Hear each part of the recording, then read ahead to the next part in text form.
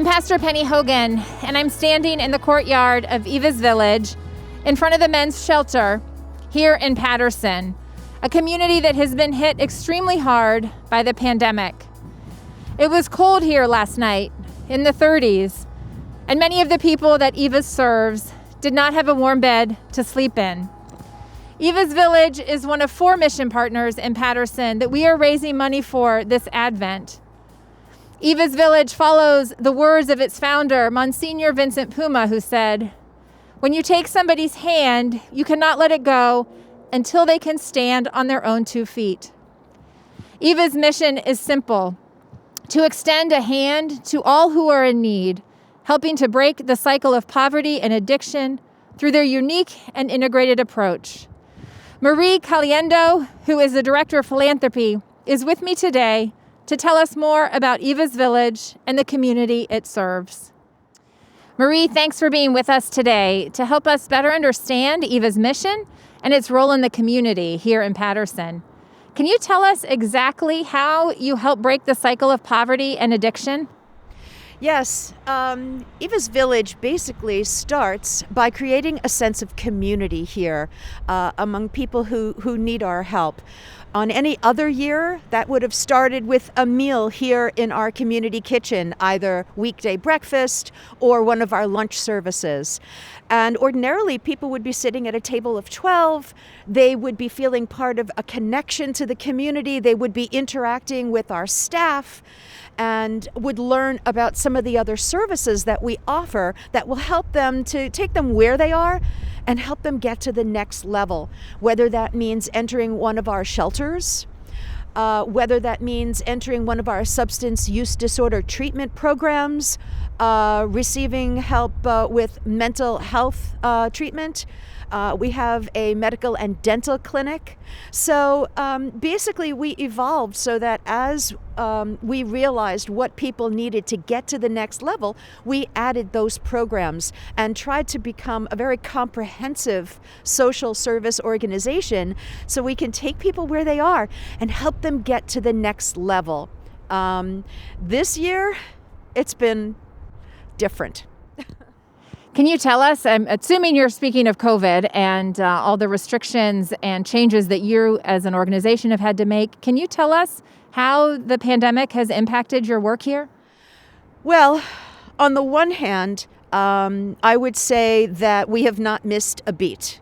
And as my coworker had said earlier, the restrictions were in place on March 16th so that we could not hold lunches in our community kitchen. And on March 17th, we pivoted to start serving to-go meals out of our side entrance. On the other hand, the COVID restrictions, the social distancing, overall, that has created an alarming increase in food insecurity in this state. There's been a report out that there was an estimated 900,000 food insecure people in the state before COVID, and now it's estimated that's up to 1.2 million people. So, trying to address that food insecurity, we have definitely ramped up. We are back to breakfast service. We are back to 2 lunch services, trying to make sure that we're getting hundreds and hundreds of meals to the community. We still have about 200 men, women, and children living in our campus, in our shelters, in our treatment programs. They get 3 meals a day. And at this point, we've also cannot do group meetings for our substance use disorder treatment programs. We early on started doing telehealth, a version of telehealth, and made some investments in that area. Even a telephone call, even a FaceTime is helpful because that connection is everything. There's a journalist who said very famously, the opposite of addiction is connection and good connections. So we really are struggling through COVID to continue making those connections, but COVID is not making it easier. I know we're standing here in the courtyard, and on the many times I've been here to serve in the community kitchen, I'm aware that this space is usually lively with people, and and it's empty today because of these COVID restrictions. So could you tell us, where do you see hope in these challenging times? I mean, all that you have shared is quite challenging in terms of the need that is out there and how great it is. Where do you see hope? Well, first of all, I see hope in the Westside Presbyterian community. You're here, you're coming out here, you're talking to us, you're creating this campaign. You're really putting your effort to where it's needed most here in Paterson. So believe me, this creates an awful lot of hope for me and my coworkers. I cannot tell you how much this means to all of us here. And secondly, I find hope in my coworkers. Many of my coworkers have come through EVA's programs, and that's a big strength of ours, that it's not some clinician talking to someone about what they should or shouldn't do. It is really a peer saying, I was there, I was arrested, I was homeless, I was addicted, and if I can change, you can change, and come join our community. And I find an awful lot of hope in that, my coworkers and their sense of community that they create among people who need us here. Where do you see God in all of this? Everywhere.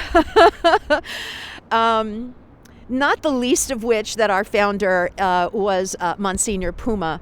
But I was speaking to someone very early on when I first got here, and I was talking about how important it was that our clients who came for meals were served meals. It is a particular vision of ours, because when those first meals were served by Sister Eva, by Monsignor Puma, people were seated and served. To me, that felt like a washing of the feet. That felt like that service, that servant leadership that that we're all commanded to follow in that role. Well, we're grateful for hearing all about what the work is that you're doing and the way in which you're helping people on the ground here and also transforming lives. Is there anything else that you would like our congregation to know? I would like everyone at Westside Presbyterian to know they are part of our community, whether they are here volunteering or can help with the campaign. They're all part of our mission. They're all part of our community. Marie, thank you so much for your time today on this blustery day where it's chilly and windy. We are grateful for all of the work that you and your colleagues are doing to transform lives, and we will continue to pray for you and the community here and the men and women and children that you serve. Thanks for being with us today. Thank you so much. I appreciate you all. Thank you.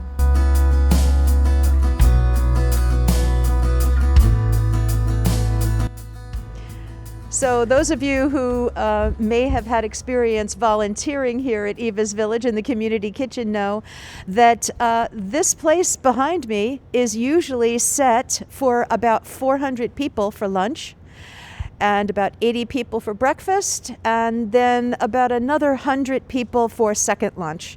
But as you can see right now, it has been turned into a bit of a production facility, and the tables are being used to prep all the to-go meals that we then have to load up on carts, wheel down our ramp, and then provide to the community members. And they all line up 6 feet apart, they're all masked, and they get a beautiful meal. They get utensils. We try to get them a little extra meal, especially on Fridays, to hold them over. And this is where we hope to come back to very soon and continue that sense of community in our neighborhood and in Paterson.